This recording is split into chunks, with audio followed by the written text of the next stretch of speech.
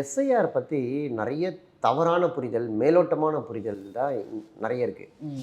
SIR அப்படின்னா, இவ அவங்க நினச்சா எவ்வளோ ஓட்டு வேணாலும் நீக்கிடுவாங்க, யாரை வேணாலும் சேர்த்துருவாங்க, அந்த மாதிரிலாம் சொல்கிறாங்க. அப்படிலாம் பண்ண முடியாது. ஆனால் எஸ்ஐஆரில் யார் பயனடைவாங்க அப்படின்னா, எஸ்ஐஆரை யார் கூர்ந்து கவனித்து அது கூடவே சேர்ந்து வேலை செய்கிறாங்களோ, அவங்களுடைய ஓட்டுகளை பாதுகாத்துக்கிறாங்களோ, தேவையில்லாத ஓட்டுகளை வந்து நீக்கிறத உறுதிப்படுத்துகிறாங்களோ, அந்த கட்சி பலனடையும். அது வந்து நீங்கள் இது பிஜேபி தான், ஏடிஎம்கே தான் அப்படி நம்ம உறுதியாக சொல்ல முடியாது. எஸ்ஐஆர்ன்றது என்னங்க? எப்போவுமே இந்தியாவில் நம்ம கிட்டத்தட்ட ஒரு 140 கோடி பேர் இருக்கும்.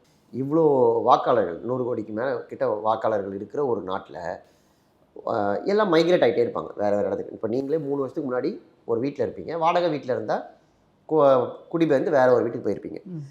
சென்னையில் இருக்கிற இதில் 75% ஆட்கள் வெளியூரை சேர்ந்தவர்கள். கரெக்டாக சில பேர் வந்து ஓட்டை மாற்றிக்கிட்டு வந்துருப்பாங்க.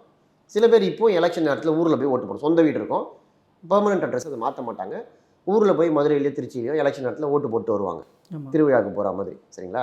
அதனால் இதில் போலி வாக்காளர் ஒருத்தருக்கே 10 இடத்துல ஓட்டு இருக்குது, ஒரு பேர் 2 இடத்துல இருக்குது, இதெல்லாம் சொல்கிறாங்களா? இந்த மாதிரி நிறைய விஷயங்கள், இதெல்லாம் sample, tip of the iceberg மாதிரி. இந்த மாதிரி நிறைய பிரச்சனைகள் அந்த வாக்காளர் பட்டியலில் இருக்கும்.